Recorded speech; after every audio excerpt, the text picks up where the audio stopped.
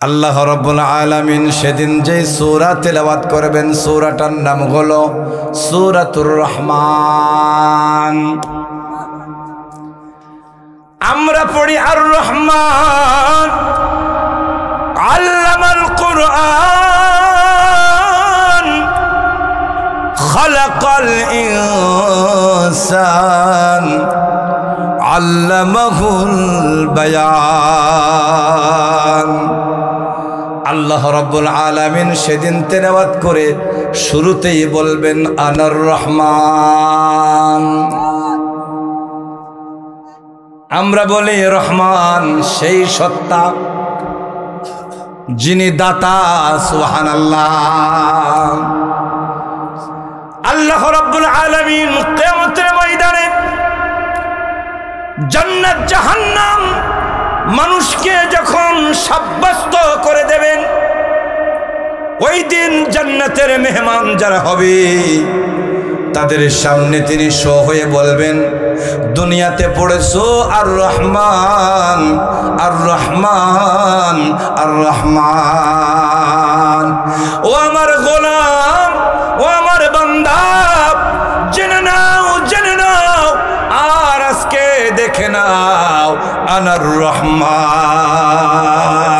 তোমরা যাকে রহমান বলেছো আমি হলাম সেই রহমান।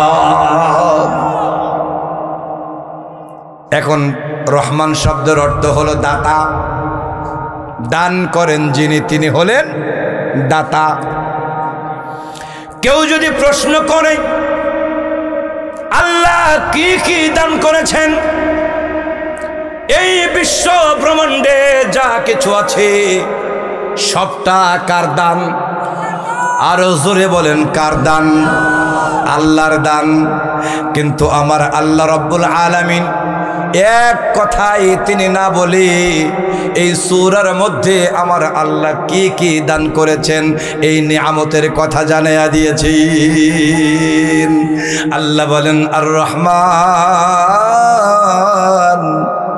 আমি হলাম দাতা, আমি হলাম তোমাদের জন্য দাতা, আমি হলাম তোমাদের জন্য দেনেওয়ালা, আমি হলাম বেনিয়াজ, আমি হলাম তোমাদের জন্য একমাত্র রব। আমি তোমাদেরকে কি দান করেছি?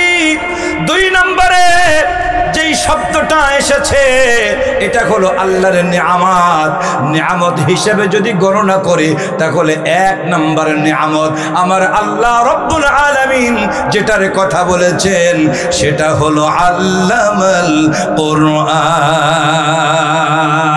আল্লাহ বলেন আমি তোমাদের জন্য আমার পক্ষ থেকে যা দান করেছি তার মধ্যে 1 নম্বর হলো আমি তোমাদের জন্য কোরআনে কারীমের ইলম দান করেছি।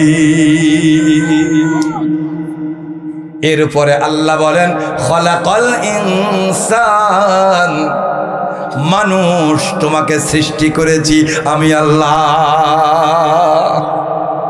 তাফসীরে মুফাসসিরিনে কিরাম বলে যে আল্লাহর যতগুলো নিয়ামত তার ভিতরে 1 নম্বর নিয়ামত হলো আল কোরআন,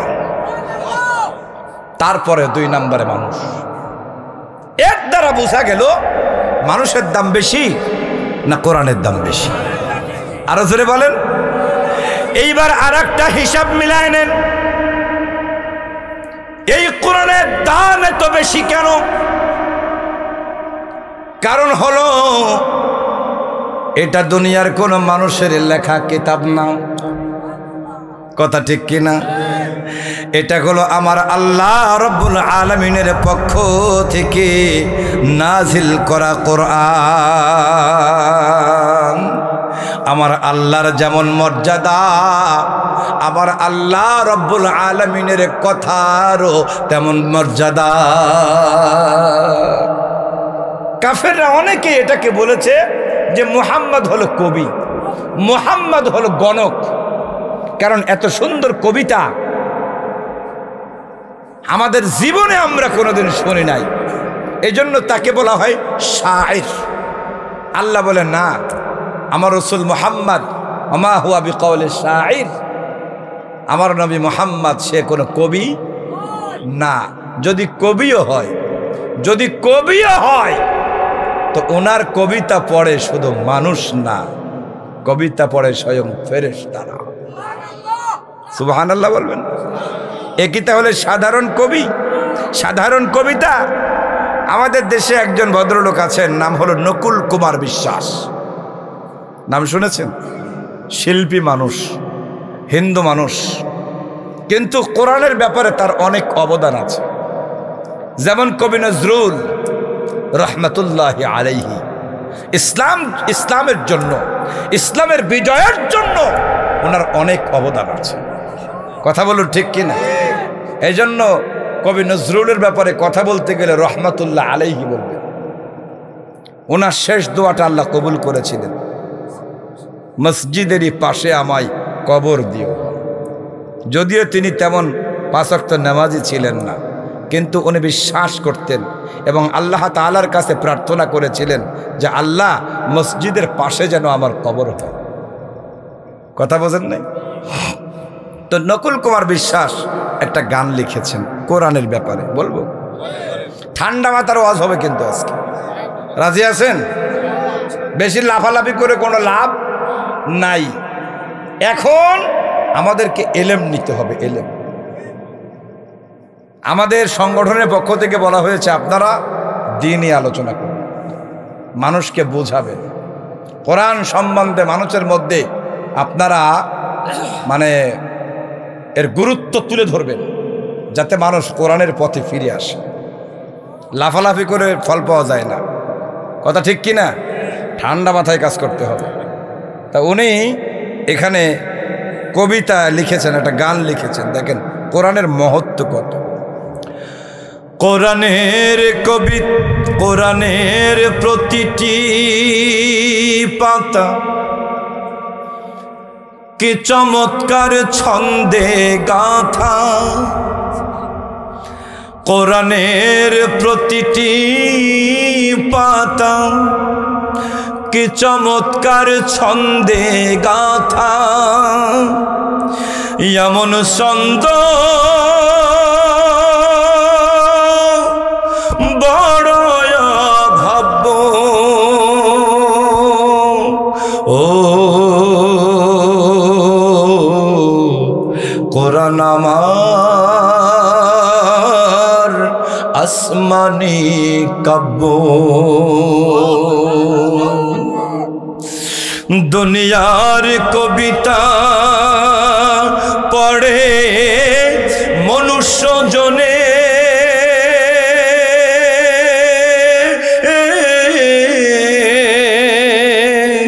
আমার কোরআনের কবিতা পড়ে ফেরেশতা গনে। দুনিয়ার কবিতা পড়ে মনুষ্য জনে,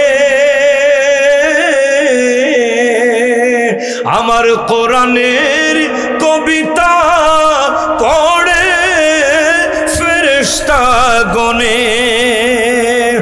না এমন ছন্দ ত্রিভুবনে, না এমন ছন্দ ত্রিভুবনে, ভবেতে নব্য। কোরআন আমার আসমানি কাব্য। তার মানে কোরআন কত বড় কিতাব, দুনিয়ার শ্রেষ্ঠ শ্রেষ্ঠ কবিতা শুধুমাত্র মানুষই পড়ে, আর আমার আল্লাহর কোরআন শুধুমাত্র মানুষেরা পড়ে না। এই জমিনের মধ্যে যত ফেরেশতা নিয়োজিত আছে, আল্লাহ রাব্বুল আলামিনের চারপাশে যত ফেরেশতা নিয়োজিত আছে, প্রত্যেকটা ফেরেশতার মুখে আমার আল্লাহর কোরআন জারি থাকে। আল্লাহ রাব্বুল আলামিন এই কোরআনকে এত মর্যাদা দিয়েছেন। সূরা রহমানে মানুষ সৃষ্টির আগে আমার আল্লাহ কোরআনের নাম বলেছেন, তার মানে মানুষের চাইতে কোরআনের দাম বেশি। শুধুমাত্র তাই নয়, এই কোরআনে কারীম নাজিল হয়েছে একটা মাসে, ওই মাসটার নাম হলো, আরো জোরে বলেন, ওই মাসটার নাম হলো রমজান। রমাদান শাহরু রমাদানাল্লাযী উনজিলা ফীহিল কুরআনু হুদাল লিন্নাস। রব্বে করিম বলেন আমি পবিত্র মাহে রমজানে এই কোরআনে কারিমকে নাজিল করেছি, একমাত্র কারণ হলো এই কোরআন মানুষের হেদায়েত প্রদান করবে। তার মানে যেই মাসে এই কোরআনে কারিম নাজিল হয়েছে ওই মাসের দাম সবচাইতে বেশি করেছেন আল্লাহ। যেই রাত্রে কোরআন নাজিল করেছেন আল্লাহ, ওই রাতের নাম কি? আরো জোরে বলেন, ওই রাতের নাম কি?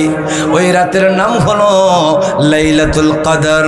আল্লাহ রাব্বুল আলামিন বলেন ইন্না আনজালনাহু ফি লাইলাতিল কদর ওয়া মা আদরাকা মা লাইলাতুল কদর লাইলাতুল কদরি খায়রুম মিন আলফি শাহর তানাজ্জালুল মালাইকাতু ওয়ার রূহ।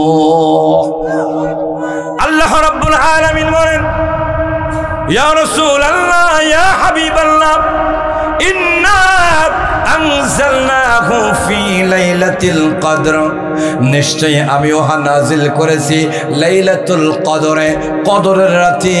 ওয়া মা আদরাকা মা লাইলাতুল কদর, আপনি কি জানেন লাইলাতুল কদর কি? আল্লাহ বলেন লাইলাতুল কদরে খায়রুম মিন আলফি শাহর। লাইলাতুল কদর হলো ওই কদরের রাত, ওই রাতকে বলা হয় লাইলাতুল কদর, যেই রাতটা হলো হাজার মাসের চাইতে উত্তম। রাতের তুলনা রাত দিয়ে করা হয়, ঠিক কিনা? দিনের তুলনা দিন দিয়ে করা হয়, রাতের তুলনা রাত দিয়ে করা হয়। কিন্তু আল্লাহ বলতেছেন লাইলাতুল কদরি খায়রুম মিন আলফি শাহর। লাইলাতুল কদরের রাতটা হলো এত উত্তম, এত উত্তম, হাজার মাসের চাইতে উত্তম। সুবহানাল্লাহ। তাহলে যেই রাতে আল্লাহ কোরআন নাজিল করেছে ওই রাতের মর্যাদা হাজার রাতের চেয়ে বেশি, হাজার মাসের চাইতে বেশি। সুবহানাল্লাহ। যেই মানুষটার উপরে আল্লাহ রাব্বুল আলামিন এই কোরআন নাজিল করেছেন তিনি কে? আল্লাহর নবী, আল্লাহর নবী, বিশ্ব নবী মুহাম্মাদুর রাসূলুল্লাহ সাল্লাল্লাহু আলাইহি ওয়াসাল্লাম। আল্লাহর নবীকে বলা হয় কোরআনে কারীমের কারণে আমার আল্লাহর নবীকে আল্লাহ ডাক দিয়েছেন কোরআনের দিল বলা হয় যে সূরাটাকে। ওই সূরার নাম কি? কোরআনের দিল। কোন সূরা? আরো জোরে বলেন কোন সূরা? সূরা ইয়াসিন। একবার কেউ যদি সূরা ইয়াসিন তেলাওয়াত করে 10 খতম কোরআন পড়ার সওয়াব আল্লাহ তার আমলনামায় দান করে। সূরা ইখলাস 3 বার পাঠ করলে 1 খতম কোরআনের সওয়াব। আর সূরা ইয়াসিন একবার পাঠ করলে 10 খতম কোরআনের সওয়াব। সুবহানাল্লাহ। যে সূরাটাকে কোরআনে কারীমের দিল বলা হয় ওই সূরার নাম হলো সূরা ইয়াসিন। আল্লাহ রাব্বুল আলামিন আল্লাহর নবীকে ডাক দেন ইয়াসিন। ইয়াসিন নামে একটা সূরা, আসলে এই নামটা আমার আল্লাহর নবীকে দিয়েছেন আল্লাহ। ইয়াসিন, ইয়া এটা হলো হরফে নিদা, সিন মানে হলো সৈয়দ। রাইসুল মুফাসসিরিন হযরতে আব্দুল্লাহ ইবনে আব্বাস রাদিয়াল্লাহু তাআলা আনহুমা তিনি বলেছেন ইয়াসিন এটা দ্বারা আমার আল্লাহ নবীকে ডাক দিয়েছেন। যেমন আমাদের সিডল ভাই এখানে এসেছিলেন, সিডল ভাই মানে হলো নেতা, কথা কয় না। সিডল ভাই মানে কি? নেতা। কারণ তিনি নেতৃত্ব দিয়েছেন, তিনি দিচ্ছেন। ক্ষমতায় আসবেন, চেয়ার পাবেন, এই জন্য মানুষ তাকে নেতা বলে। কথা বলুন ঠিক কিনা? আল্লাহর নবী, বিশ্ব নবী মুহাম্মদুর রাসূলুল্লাহ সাল্লাল্লাহু আলাইহি ওয়াসাল্লামকে নেতা বলে ডাক দিয়েছেন কি? আরো জোরে বলেন কে? আল্লাহ রাব্বুল আলামিন বলেন, ইয়াসিন, হে সৈয়দ, হে নেতা। সিন মানে হলো সৈয়দ। কিসের সৈয়দ, কিসের নেতা? আমার আল্লাহ রাব্বুল আলামিন তাকে বুঝাতে চেয়েছেন, তুমি হলে সৈয়দুল কওনাইন, সৈয়দুল আম্বিয়া, সৈয়দুল আম্বিয়া। সৈয়দুল আম্বিয়া মানে যত নবী এবং রাসূল আল্লাহ রাব্বুল আলামিন জমিনের মধ্যে পাঠাইছেন, সমস্ত নবীদের মধ্যে সর্দার হলেন মুহাম্মাদুর রাসূলুল্লাহ। সৈয়দুল আম্বিয়া, সমস্ত নবীদের সর্দার। কি কেন সর্দার হলেন? অথচ সর্দার হওয়ার কথা ছিল হযরতে আদম আলাইহিস সালাতু ওয়াস সালামকে। কথা বলুন ঠিক কিনা? কারণ তিনি হলেন আদি পিতা। উনার আগে কোন মানুষ জন্ম হয় নাই। বাপের মর্যাদা বেশি না ছেলের মর্যাদা বেশি? আরো জোরে বলেন। কিন্তু বাপের কথা বলা হয় নাই। বাপ হলো দুইজন। কয়জন? একজন হলো আদি পিতা, আর একজন হলো জাতির পিতা। জাতির পিতার নাম কি? আরো জোরে বলেন কি? জাতির পিতা ইব্রাহিম আলাইহিস সালাতু ওয়াস সালাম। কারণ কোরআন কারীমের মধ্যে আল্লাহ রাব্বুল আলামিন আমাদেরকে বলে দিয়েছেন, মিল্লাতা আবিকুম ইব্রাহিম হুয়া সাম্মাকুমুল মুসলিমিন। আল্লাহ রাব্বুল আলামিন বলে, মিল্লাতা আবিকুম ইব্রাহিম, তোমাদের মিল্লাতের পিতার নাম হলো ইব্রাহিম আলাইহিস সালাতু ওয়াস সালাম। মিল্লাত মানে হলো জাতি। মিল্লাত মানে কি? আরো জোরে বলেন। আল্লাহ বলেন, মিল্লাতা আবিকুম ইব্রাহিম, তোমাদের জাতির পিতা হলো ইব্রাহিম আলাইহিস সালাতু ওয়াস সালাম, এবং তিনি তোমাদের নাম দিয়েছেন মুসলিম। এখন ইব্রাহিম আলাইহিস সালাতু ওয়াস সালামকে ছাড়া যারা অন্যকে জাতির পিতা বানায়, তারা কখনো এই আয়াতের দ্বারা বোঝা যায় মুসলমান হতে পারে না। ঠিক কি না? জাতির পিতা কে? ইব্রাহিম আলাইহিস সালাতু ওয়াস সালাম। মুসলমানদের জাতির পিতা ইব্রাহিম। মুসলমানদের জাতির পিতা কখনো শেখ মুজিব হতে পারে না। কথা বলেন ঠিক কিনা? যারা বলবে, যদি না বুঝে বলে, আল্লাহ হয়তো মাফ করবে। কিন্তু যারা বুঝে শুনে ক্ষমতা পাওয়ার জন্য কুত্তার মতো পাও চেটে চেটে তারা বলবে যে মুসলমানদের জাতির পিতা, বাঙালি জাতির পিতা। হ্যাঁ, বাঙালি সেটা ভিন্ন জিনিস। বাঙালি জাতির পিতা হলে আমাদের অসুবিধা নেই, কারণ আমরা তো বাঙালি না, আমরা হলাম বাংলাদেশি। কথা কয় না? আমরা হলাম কি? আমরা বাঙালি না, আমরা হলাম বাংলাদেশি। কথা বলেন ঠিক কি না? বাঙালি মানে হলো পশ্চিমবঙ্গ। বাঙালি মানে কি?